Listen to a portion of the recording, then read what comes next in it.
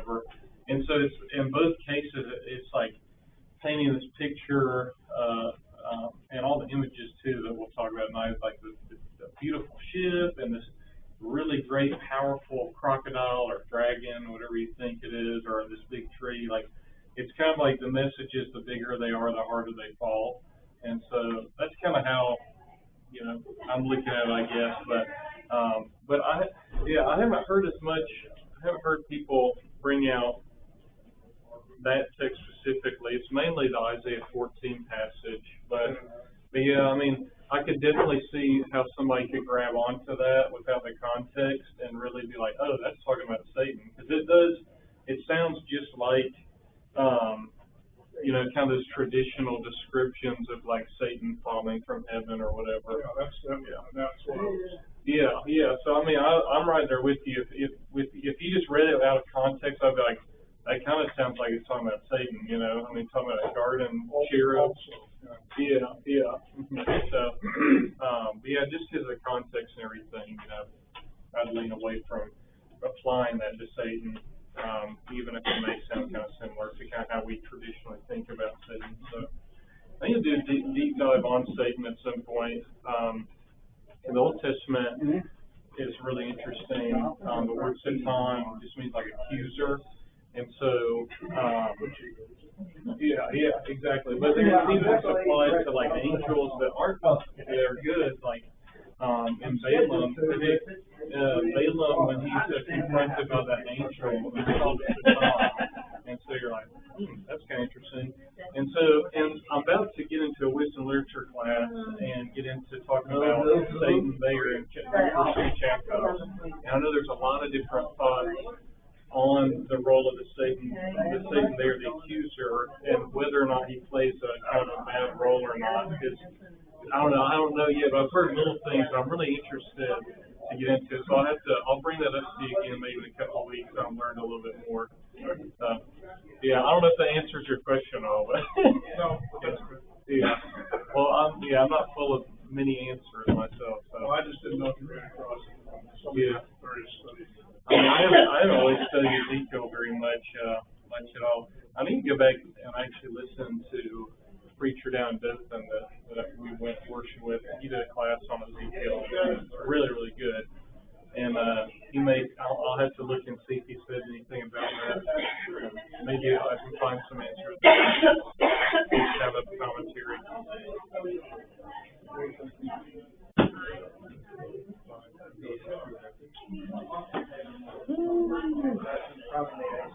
Oh man, wasn't it just on here, or was it on here? Hey, there we go. Was it just sitting there on that home screen the whole time? Okay, I just assumed it came on. Good class. Oh, we'll do. Yeah. Here's the difference in teacher appearance. Yeah. I keep the laid back look. I'm going for the youth minister. You need ripped jeans. Skinny jeans. Yeah. That's what's up. I know. Ronnie, you're a very casual guy. You probably appreciate Carhartts and a white t-shirt, right? I'm going for the Bruce Springsteen look tonight. Summertime. Yeah, exactly. Yeah.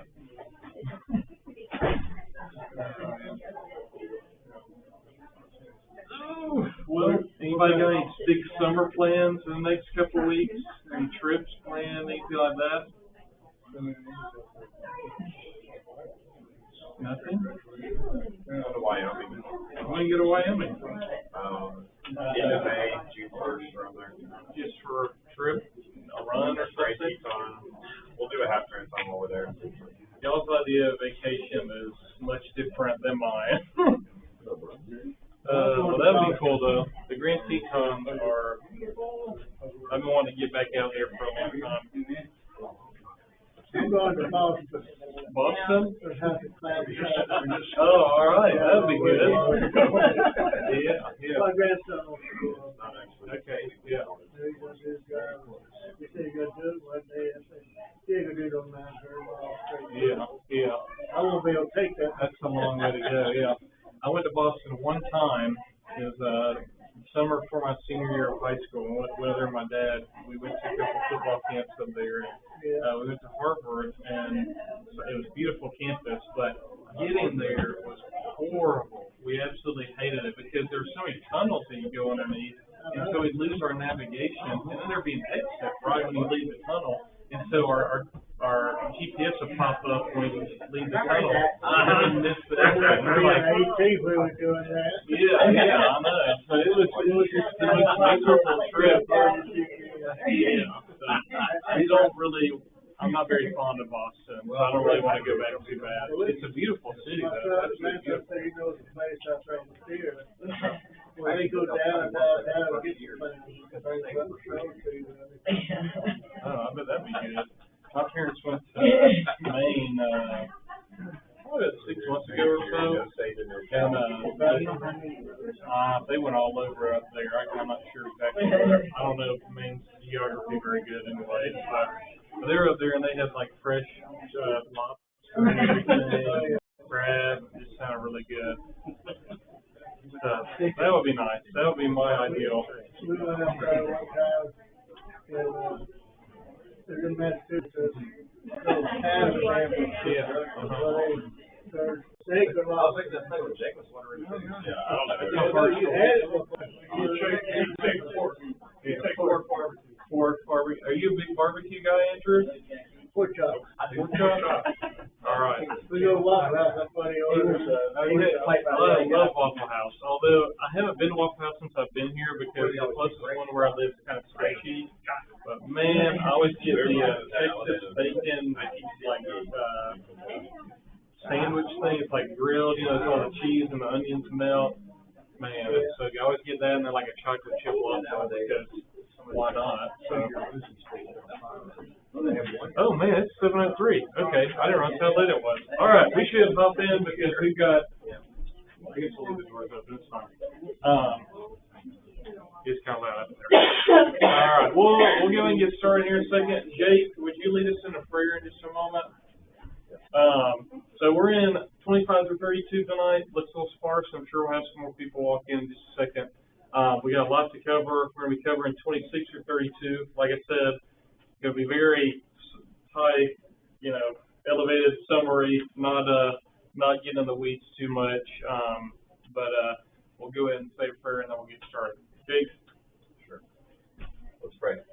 Our Father in heaven, we're grateful for another day. We're grateful for another opportunity to gather together here and open up our Bibles and study from your word. We pray you please be with the teachers tonight who are presenting lessons to their classes. We pray that they would say things that would help the listeners understand your word a little bit better, understand better how to apply your word. We pray that we would always value having our Bibles, value having your word written down for us. We pray we would take advantage of learning from it every chance that we get. This is our prayer in Christ's name. Amen. All right. So, like we talked about Sunday, we kind of moved into a next section. Like we said, we're going to be summarizing these last sections pretty quickly in the next 3 weeks or so as we're finishing up. But we're in the oracles of the nations, and on Sunday we covered the first 4 here. Kind of on the eastern Transjordan area over there in the area of the Dead Sea, and tonight we're going to be, and then Philistia as well up on the coast. So like we said, kind of going in that kind of clockwise direction. We're going to talk about Tyre and Sidon tonight, as well as Egypt. Sidon's a really quick one. It'll take about 2 seconds to talk about. But as far as our major themes goes, we talked about already the kind of the emphasis on why is Ezekiel even addressing these nations. A really major point in this section is the sovereignty of God over not just Israel, as we've been talking about for 24 chapters, but now over even the foreign nations too. And just as Israel is going to be unable to escape the judgment, so are the nations. But there is also a glimmer of hope and restoration even within these major oracles of destruction, even though it's only 3 verses long. Again, we got a lot of the dates that are kind of placed within this section. Be really important for chapter 29, I believe, or let's see, I'll have to look at my Bible. It comes up in 29:17 is a reference later to when Nebuchadnezzar comes up and besieges Tyre, and so that'll be foretold earlier in some of the chapters here. So we'll talk about that in a second. So again, here's kind of the list where we're at. We're covered 5, and I forgot to add Sidon again. Messed that up. All right. Well, let's move on, and we'll just dive in because we got a lot to cover. Again, it's going to be kind of big summary stuff tonight. So if you've got any major questions or really pressing, go ahead and throw them out there. We'll get to them if we can. If it's something that'll kind of divert us a little bit, we may pump the brakes and try to circle back to that. So the Tyre and Sidon section here in chapter 26 through 28, these 3 chapters, is kind of broken up like this. It's kind of a flip-flop between a prophecy, a lament, prophecy, lament, and then a prophecy again. The first one being against Tyre, then there'll be kind of some lament for Tyre that we'll see as well in the Egyptian kind of oracles. The prophecy is then going to be extended to the prince of Tyre, and then there's going to be a lament for the king of Tyre at the end of that chapter in chapter 28. And then quickly kind of shoved there to the end, Sidon is kind of put at the end of the oracles of Tyre there in chapter 28, right before the message of restoration. So let's look at Tyre really quick. According to the oracle formula, if we remember from Sunday, kind of those words that we see repeated over and over again, you always have, because you did this, therefore I'm going to do this. According to that formula that we read, what was it that Tyre was guilty of in 26 verse 2? Mocking Jerusalem. What do they say? Aha. Aha, yeah, they say aha. They're mocking Jerusalem. We talked about what was kind of the application we pulled on Sunday morning from those different nations that we talked about. If I remember. Celebrating their destruction. Yeah, that's pretty. Just laughing at other people's misfortune, things like that. Celebrating when other people have a downfall, whether it's because of their own comeuppance or not rejoicing in the demise of other people. Was kind of what we took away, and that was kind of a big theme in those first 4 nations that we talked about. That kind of kept recurring, and so Tyre's guilty of that as well. And so, but we got a because, that means we got a therefore. So what were some of the judgments that were prophesied against Tyre that were going to come to pass?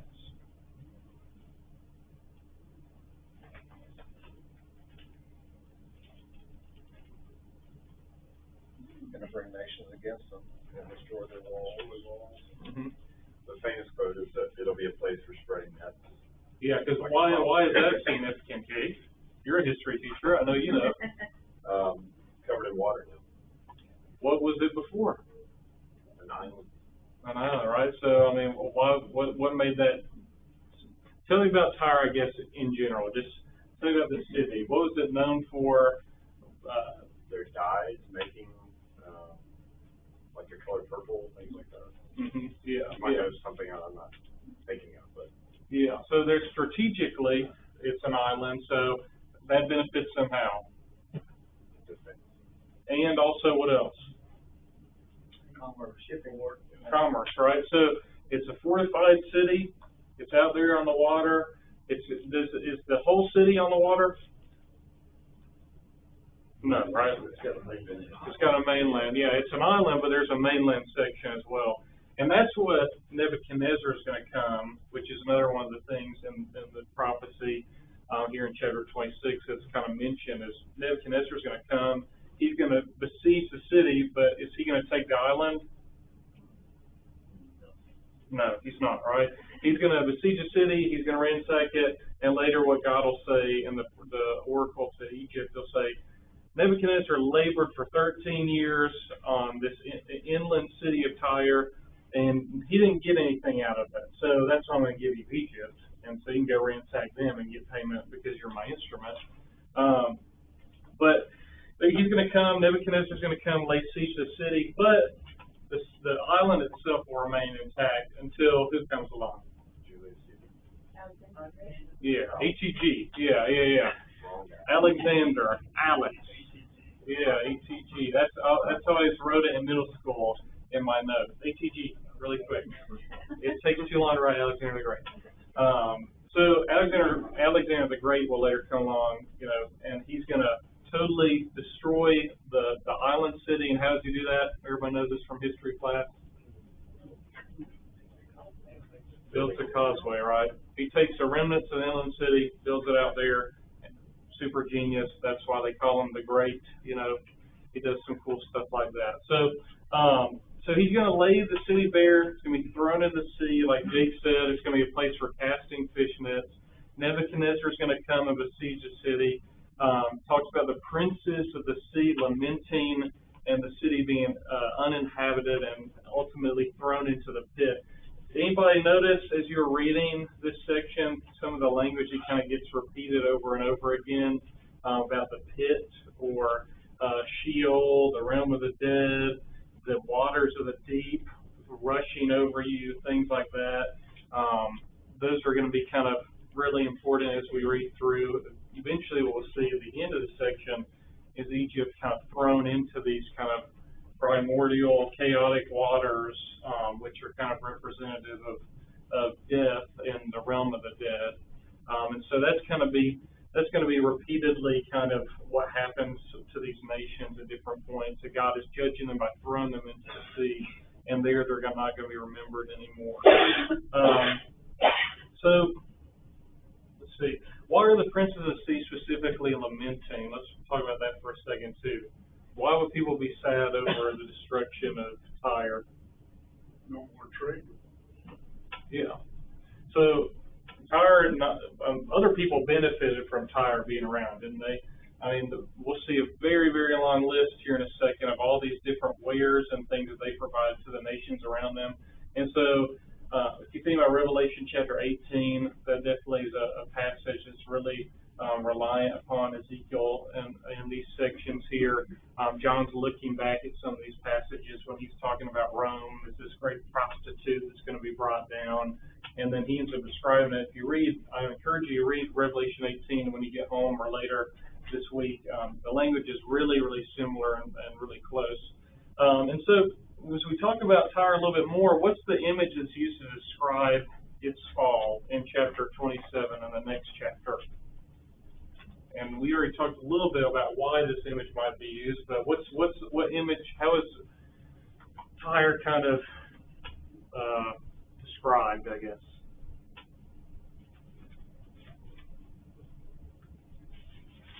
Perfect in beauty. Perfect in beauty, yeah. And so what's perfect in beauty specifically? What image is used to kind of describe them? Definitely specific to their location, that's for sure. Say it again, Darla. The ship, right? So we got the beginning of this section. What's the ship look like? Is it, what's the picture of the ship? Very ornate. Ornate, yeah, that's a good way to put it. Yeah, it's a beautiful, amazing ship that's got all the bells and whistles, right? Well, the middle section, you get kind of this. It's kind of a dense section when you read chapter 27, right? I just underlined all of the names. It's almost like a big name-dropping section, isn't it? Like they traded with this person, they gave them this, and they gave them that for that. And they traded with this person, they got them this, and they gave them that, And so it really is demonstrating how powerful Tyre was and how far their reach was because of their ability to use ships like they did. Which I'm sure was probably really unique in the ancient world, because most people probably couldn't swim or anything, and I don't know, weren't very much seafaring people, I'm sure, back then. But anyway, so it's this beautiful ship, and it's heavy laden with goods, right? It is full, is what the picture is trying to paint. It's this big, beautiful ship. It's full of cargo. Makes you think about the Pirates of the Caribbean movies or something, that are about to get robbed by Jack Sparrow or something. And then what happens to the ship in the end? It sinks, right? Into chapter 27, and sinks into the heart of the sea. So you see in verse 25, the ships of Tarshish traveled for you with your merchandise, so you were filled and heavy laden in the heart of the sea. So he sets this up really cool, where it's this big, heavy, beautiful ship, and it's in the heart of the sea. There ain't nothing around it to help that. And he ends up describing how the ship is going to end up sinking. All of its men of war, all of its riches. This east wind has wrecked you in the heart of the seas. And so we kind of had this picture that is going to be really important as we go forward, looking at some of these other nations here, and Egypt especially, and some of the characters within them. The constant thing we're going to see with all of these is what? I know I'm fishing for something, but anybody have it off the top of their head? We kind of talked about it a little bit before class, Mike. If you want to give that answer, if you remember. But all right, so we got something really big and beautiful, ornate, and then it falls, right? So it's kind of like the bigger they are, the harder they fall. That's kind of like what we'll see throughout all this, right? And the pictures of how beautiful they are going to be super ornate, super elevated. And why might that be? Not just because of the reality of the situation, that the city itself was powerful and wealthy because of its commerce, but why else is it going to be described? They see themselves that way. They see themselves that way. Yeah, pride, arrogance is going to be a really big problem with these last three nations here. Well, really Tyre and Egypt. Sidon barely. Well, we'll talk about Sidon in a second. Yeah, Tyre is really just a great sunken ship at this point. Something this once beautiful, powerful ship is now sunken. And Phil, you already talked about this. Philip, sorry. I always want to call you Phil. Some of the recurring words, did you notice some of the words that pop up over and over again in chapter 27, 28? You mentioned one already. Oh, that wasn't the one I was looking for. You said beautiful, right? Yeah, beautiful. Yeah. Before trees. Trees come up too. We'll talk about trees a little bit. Yeah. But I encourage you guys, like I do, if you start seeing something that keeps popping up over and over again, or like the oracle formula that we talked about, where because you did this, therefore circle those things. When it says, so that you will know that I am the Lord, circle those things, and that helps you kind of break up the text a little bit, because that's how Ezekiel had broken up. So it can help you maybe deal with smaller sections a little bit, but also helps kind of bring out some really important points about what Ezekiel's trying to stress. And so beauty is one of them. Look in chapter 28. Look in the first few verses, especially of chapter 28, and see if there's any words that you see repeated over and over again. How does God answer him? How does this is a great comeback from God to this kind of attitude. Look at down in verse 9, and somebody read that for me. Will you still say, I am a God, in the presence of your slayer, though you are a man and not God, in the hands of those who wound you? Yeah, nothing says, or nothing, I guess, shows more of your humanity than your utter helplessness when you're being totally destroyed by your enemies, right? I mean, when you're saying, I'm a God, and then God's like, okay, well, I'm going to give you all these nations, and they're going to destroy you. Are you still going to say you're a God at that point? When you're surrounded, when your walls have fallen, when your ships are sunk, when your city is thrown into the sea, are you really still going to say that about yourself? So, all right, let's keep going because we got a lot to cover. What about Sidon really quickly before we move on to Egypt? How is Sidon's judgment unique from the other oracles? Anybody pick this up as you read? What's kind of interesting about Sidon?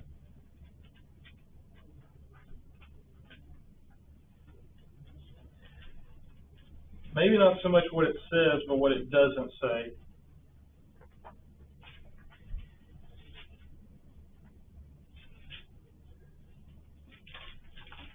Doesn't say anything good about it. Yeah, nothing good, but there haven't been really anything good about the nation so far. Tyre had beauty.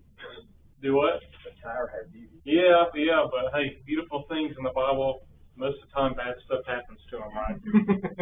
And it's more of their a reflection of their own, I think, how they thought about themselves maybe. But there's not we talked about. What's not there in the formula?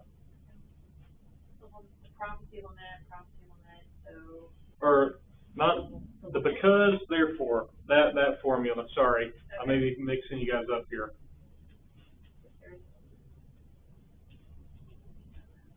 Is there any any reason why Sidon is being judged given explicitly?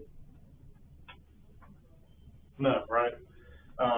So Sidon is not really, it's unique because every other nation is given, because you did this, I'm going to do this to you. God's just like, I'm going to do this stuff to you. So because of Sidon's relationship with Tyre, geographically, it's only like 25 miles north of Tyre. You think about in the New Testament, Jesus goes to Tyre and Sidon or something like that. It's a common word pair not only in the Old Testament, but in the New Testament as well. And so Tyre and Sidon here are probably kind of looked at together as one. And so we should probably think about Sidon as being guilty of probably the same exact things as Tyre. I say Tyre twice. Sidon should be is most likely guilty of exactly the same things as Tyre. So, 24 says that no longer will the people of Israel have malicious neighbors who are painful briars and sharp thorns. Yeah. So, a neighbor nobody likes. Yeah, and so they're lumped right there in with the rest of these neighbors who have been malicious. They've laughed at their downfall. They've sought to profit from it. They've said that Israel is just like all the other nations, all those different types of things. And so, like you brought up verse 24, as we said, we already read this on Sunday, so we won't bother reading it again. But again, here, right before the very last one, right before the kind of climax of all of these nations and these oracles, we get kind of a pause and a quick restoration kind of prophecy here. I forget I think it's in Revelation. There's kind of a similar pattern. It's not so much that after the sixth one, the seventh happens. I think it's like after the fourth scroll, and then after. It's a scroll. I'm doing this off the cuff, so I'm probably butchering. But the first two series of judgments, I think it's like 4, then a pause, and then it kind of goes from there, and they're a little bit longer or something. Anyways, that's besides the point. That doesn't really have anything to do with what we're saying. But it's kind of cool. There's a little pause, and then we're about to go to climax, the nation that God's really wanting to get after here with Egypt. And so when you get to Egypt, it kind of follows Tyre in a lot of ways. There's a prophecy right out the gate against Egypt, against Pharaoh, a lament for Egypt. Egypt's fall to Babylon is prophesied. Pharaoh's going to be prophesied to be slain, and then there's a lament over Pharaoh and Egypt as well. Are you thinking about where it says there's a pause in heaven for about a half hour, and then he lets loose? Is that the one you're thinking of? No, it wasn't that one. It was just more just kind of the structure of how the visions play out. That was beside the point. We will get to Revelation probably in the next class because we're talking about Gog and Magog a little bit, so we may talk about that some. So when we talk about the next image, which image is used to portray Pharaoh, king of Egypt, in chapter 29, verses 1 through 6? A great monster. What is your text say? Say monster? A monster who lies in the midst of the rivers. What translation do you have? New King James. Okay. Yeah, ESV says dragon. Right? Dragon. What else does everybody else have? The American Standard says great monster in the midst of the river, like Okay. New King James. Yeah. Okay. Monster, dragon, different things like that. So what do you have in mind when you envision a river monster in Egypt? Crocodile, right? Crocodile Rock. Oh, John. How's that song go again? I already forgot. Yeah. So that's kind of what I picture whenever, that's a monster, right? That's a dragon, if you're in Egypt. And that's a pretty scary thing to see. Has anybody ever been scrolling on Facebook and seen that video of a gazelle that jumps into a river of like 20 crocodiles? And it literally, they all grab a limb and they just spin simultaneously. And at once was an antelope, the next, and literally that quick, there's nothing left. That's a monster. That's one of my biggest fears in my life, to be honest. That and a big Kodiak grizzly. Those are like two animals that you just don't want to tango with. And so that's a great picture, I think, to describe Pharaoh, because Just FYI, my daughter was driving home, and it was on Facebook, but there was a 10-foot crocodile found in Oakland that was out of the Wolf River. So a crocodile, like an alligator. alligator. Oh, okay. I was like, how did a crocodile get up here, man? Wow, 10 foot. Yeah. Yeah, the alligator and American alligators, fun fact, are less aggressive than the Nile crocodiles or those ones in Australia. You see, they're like as long as this room. And you're like, why did God create these? So, yeah, go to couple June 38, 39 if you want that answer. Not specifically for crocodiles, but God makes a lot of things that don't benefit mankind and are actually dangerous to us. And we don't know why, and God said, I still care about them. I don't care, Job, that you don't care about them. I do. And he has the right and the prerogative to care for crocodiles, so he will. So when we get into the prophecy against Egypt, he's just kind of dragging this Nile crocodile monster, and they're indicted. Sorry, we're going to have to go a little fast here. They're indicted for their disloyalty and their pride. We talked about this some on Sunday. Again, the power play between the east of Babylon, Egypt in the west. Egypt is kind of using Israel as a little pawn to kind of goad Babylon. And so they really have not been truly loyal to Israel. And so later he'll say, where's that verse at? Let's see. I'm looking for one a little bit further down. Verse 16, it shall never again be the reliance of the house of Israel, recalling their iniquity when they turn to them for aid. So why, well, I'll come back to that in a second. But so they've been disloyal, they've been prideful, or it's kind of verse 6, as you mentioned, Mike, and then down in end of verse 9, because they said the Nile is mine, they've been really prideful as well. And so God says he's going to desolate them and give them this crippling defeat, and ultimately he's going to do that by the hand of Babylon, as we talked about. 29 again, this is the latest date that's given in Ezekiel, April 6, 571 BCE, kind of referencing Nebuchadnezzar's 13-year siege of Tyre that ended in 573, 2 years before. Or after. I always forget what the BC dates. That was throwing me off. But anyways, I think it's really interesting too when you look at his judgment on Egypt. He doesn't say I'm going to wipe them out, right? He says I'm going to make them desolate, uninhabited. I'm going to bring them back. I will gather them after 40 years. I will gather the Egyptians from the peoples where they were scattered in verse 13. Verse 14, and I will restore the fortunes of Egypt and bring them back to the land of Pathros, the land of their origin, and there they shall be a lowly kingdom. Just to point out, I think it's interesting. God says it's almost worse, right? Not if you got wiped off the face of the earth after being a great kingdom, you'd be like, man, we went out big, right? But coming back, and then you think about people of Israel when they come back after exile and they're living. The people who were alive when they saw the former temple, see the new temple that gets built, they're crying because it's horrible, right?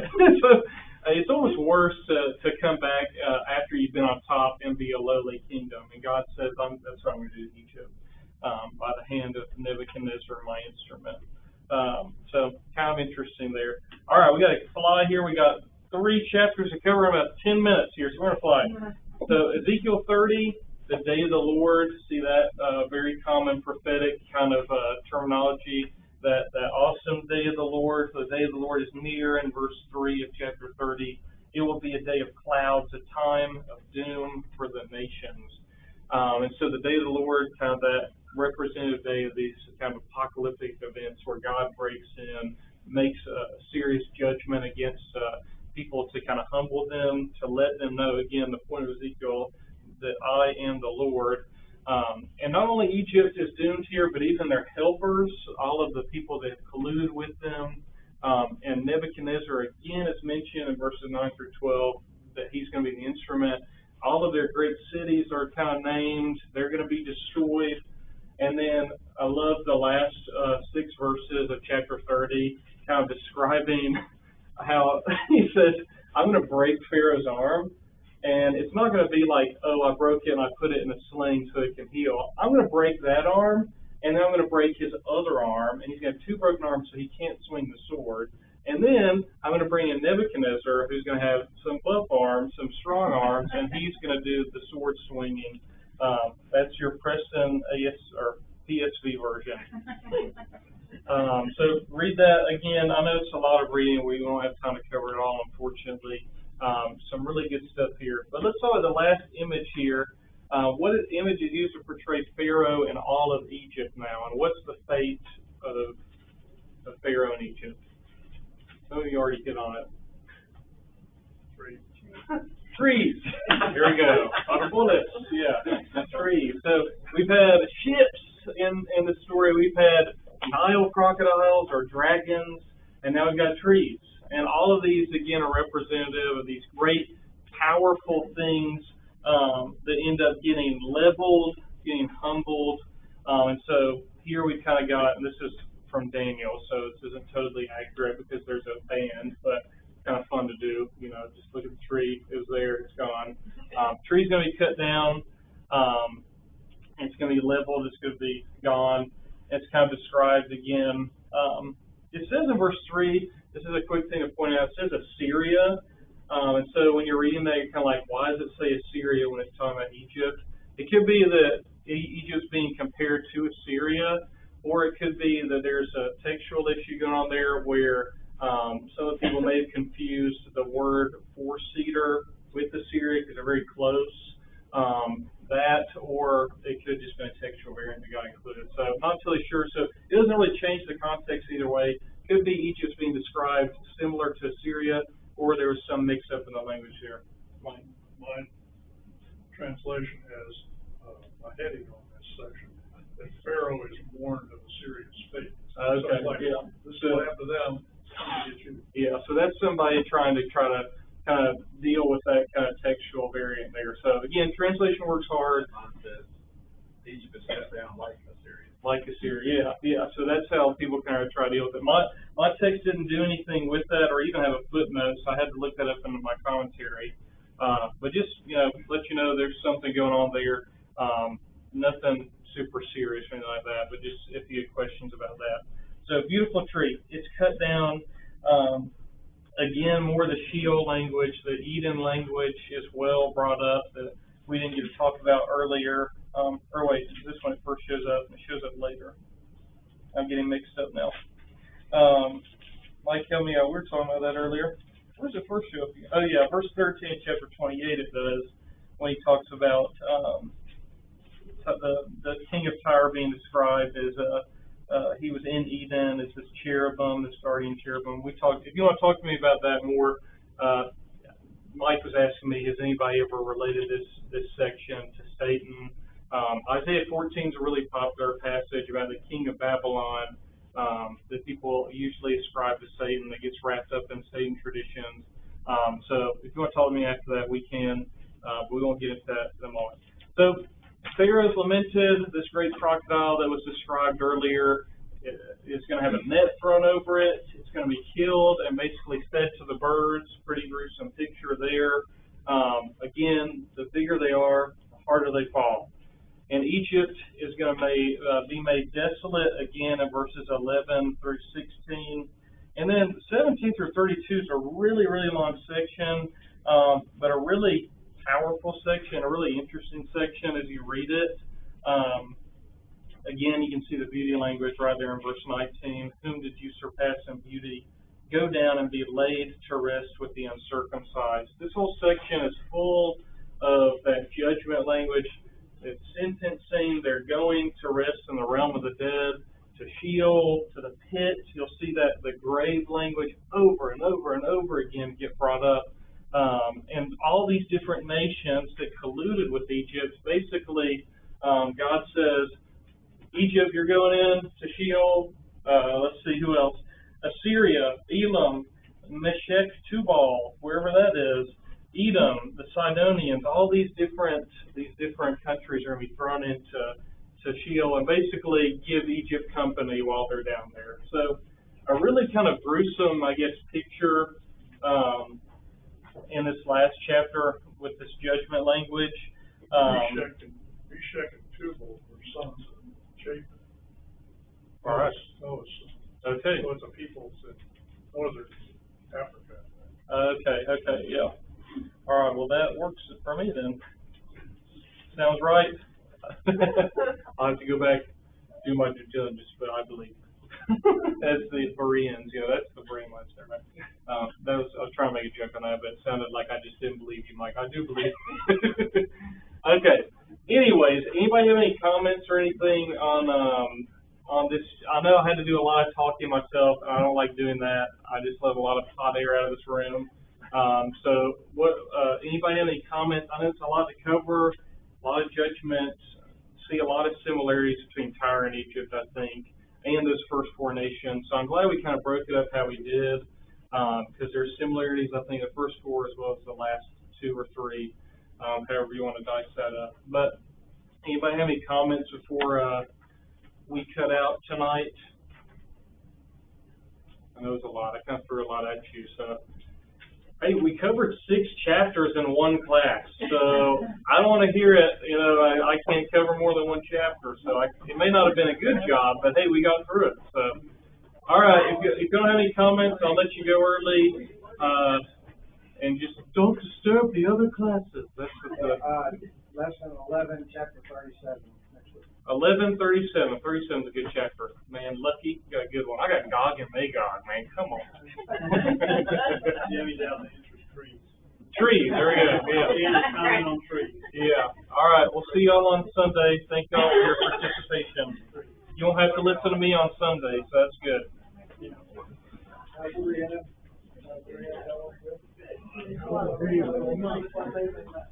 Yeah, 'cause you better be gone.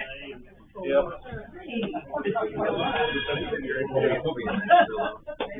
Sunday? Okay. All right. Well, y'all be safe. Thanks, Ben. All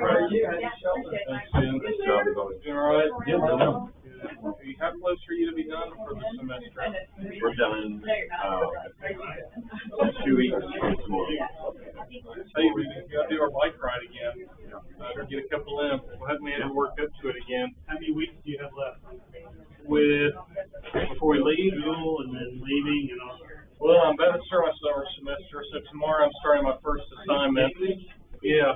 So I got it's an intensive, so it doesn't happen until the second week of June. So I got some time to get ready, but I've got about 1,000 pages of reading to do before then, maybe a little more. So I'm kind of stressed about that. But it'll be fun reading.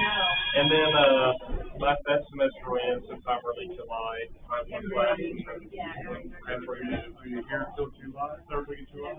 Our official moon date is July 20th, but when July comes, we'll be gone traveling for 4th of July, see my family for about a week. And so for probably the first week and a half or 2 weeks of July, we probably won't be here, and then we'll come back and move.